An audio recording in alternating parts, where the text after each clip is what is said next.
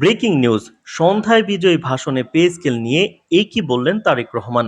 তো দর্শক, নবম পে স্কেলের আজকের সবচেয়ে বড় গুরুত্বপূর্ণ নিউজটি শেষ পর্যন্ত দেখুন এবং নির্বাচন পরবর্তী নবম পে স্কেল বাস্তবায়ন সংক্রান্ত সকল আপডেট সবার আগে পেতে চ্যানেলটি সাবস্ক্রাইব করে ভিডিওটি কন্টিনিউ করুন। তো দর্শক, সন্ধ্যার বিজয়ী ভাষণে পে স্কেল নিয়ে এক ঐতিহাসিক ঘোষণা দিলেন তারেক রহমান। জাতীয় নির্বাচনে নিরঙ্কুশ বিজয় অর্জনের পর প্রথম আনুষ্ঠানিক ভাষণে তিনি সরকারি কর্মকর্তা কর্মচারীদের বহু প্রতীক্ষিত পে স্কেল কার্যকরের আশ্বাস দিয়ে নতুন আশার সঞ্চার করেছেন। দীর্ঘ এক দশক ধরে স্থবির থাকা বেতন কাঠামো নিয়ে ক্ষোভ, হতাশা ও অনিশ্চয়তার যে আবহ তৈরি হয়েছিল তা কাটিয়ে উঠতে তার বক্তব্যকে তাৎপর্যপূর্ণ মোড় পরিবর্তন হিসেবেই দেখছেন সংশ্লিষ্ট মহল। নির্বাচনে বিজয়ী হয়ে সরকার গঠনের দ্বারপ্রান্তে দাঁড়িয়ে বিএনপি নেতৃত্বাধীন জোটের পক্ষ থেকে তারেক রহমান বলেন, গত 10 বছর ধরে পে স্কেল কার্যকর না হওয়ার পেছনে পূর্ববর্তী সরকারের নীতিগত অদূরদর্শিতা ও প্রতিশ্রুতি ভঙ্গই মূল কারণ। তার ভাষায়, রাষ্ট্রের চালিকা শক্তি যারা সেই কর্মকর্তা কর্মচারীদের ন্যায্য প্রাপ্য থেকে বঞ্চিত রেখে উন্নয়নের কথা বলা এক ধরনের প্রহসন।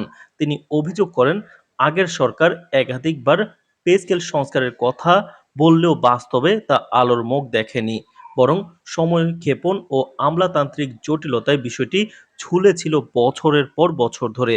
বর্তমান বাস্তবতায় সরকারি কর্মচারীরা সীমিত বেতনে চরম আর্থিক চাপে রয়েছেন এমন চিত্র তুলে ধরে তিনি বলেন, দ্রব্যমূল্যের ঊর্ধ্বগতি, বাসা ভাড়া, চিকিৎসা ও শিক্ষা ব্যয়ের ক্রমবর্ধমান চাপের কারণে অনেক কর্মচারী হিমশিম খাচ্ছেন।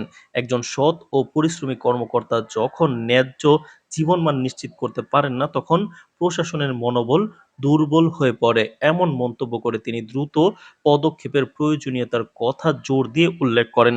তো দর্শক, ভিডিওটির এই মুহূর্ত পর্যন্ত যারা দেখছেন চ্যানেলটি সাবস্ক্রাইব করে রাখুন পরবর্তীতে নবম পে স্কেল সংক্রান্ত সকল গুরুত্বপূর্ণ আপডেট সবার আগে পেতে।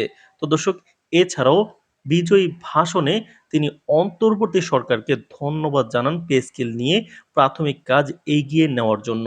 তিনি বলেন, অন্তর্বর্তী সরকার যে দায়িত্বশীলতার পরিচয় দিয়ে পে স্কেল রিপোর্ট প্রস্তুত করেছে এবং পে কমিশন গঠন করেছে, আমাদের কাছে সেই রিপোর্ট হস্তান্তর করেছে, তার জন্য আমরা কৃতজ্ঞ। তার এই বক্তব্য রাজনৈতিক মহলে ইতিবাচক বার্তা হিসেবে দেখা হচ্ছে, কারণ ক্ষমতা হস্তান্তরের প্রক্রিয়ায় ধারাবাহিকতা রক্ষা এবং গুরুত্বপূর্ণ নীতিগত নথি হস্তান্তরকে তিনি স্বীকৃতি দিয়েছেন। তারেক রহমান স্পষ্ট করে জানান, পে স্কেল সংক্রান্ত পূর্ণাঙ্গ রিপোর্ট ইতিমধ্যেই তাদের হাতে এসে পৌঁছেছে।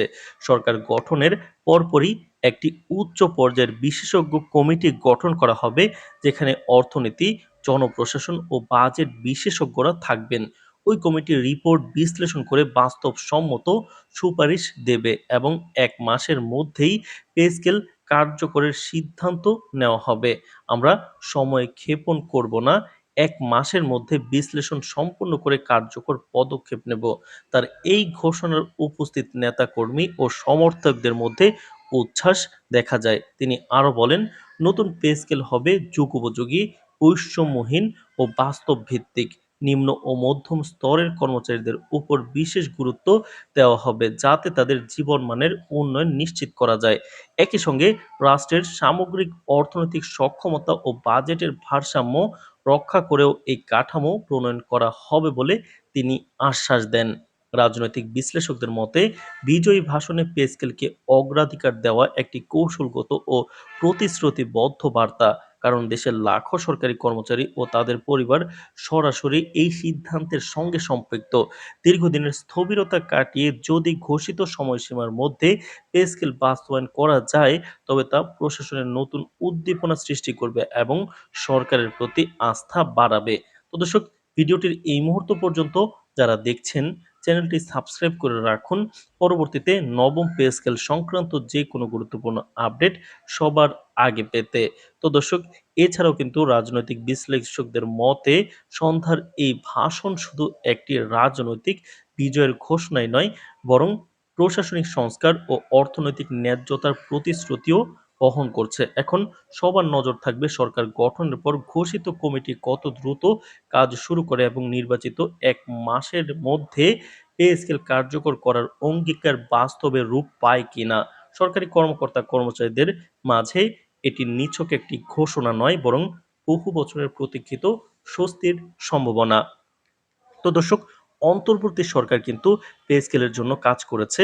তারা পে কমিশন গঠন করেছে, রিপোর্ট খসড়া তৈরি করেছে এবং এটি নির্বাচিত সরকারের হাতে হস্তান্তর করেছে, যা সরকারি চাকরিজীবীদের জন্য খুবই ফলপ্রসূ হয়েছে। যদিও বলা হচ্ছে সময়ক্ষেপণ করে তারা বাস্তবায়ন করেনি, তবে নতুন সরকার এসে বাস্তবায়ন করবে। আর নতুন সরকারের প্রতি সরকারি চাকরিজীবীরা অনুগত থাকবে, এমন একটি প্রক্রিয়া চলছিল বলে আমরা জানতে পেরেছি। তো দর্শক, নির্বাচন পরবর্তী সময়ে নবম পে স্কেল বাস্তবায়ন সংক্রান্ত যে কোনো গুরুত্বপূর্ণ নিউজ সবার আগে পেতে আমাদের চ্যানেলটি সাবস্ক্রাইব করে রাখুন। আজ এ পর্যন্তই, ধন্যবাদ।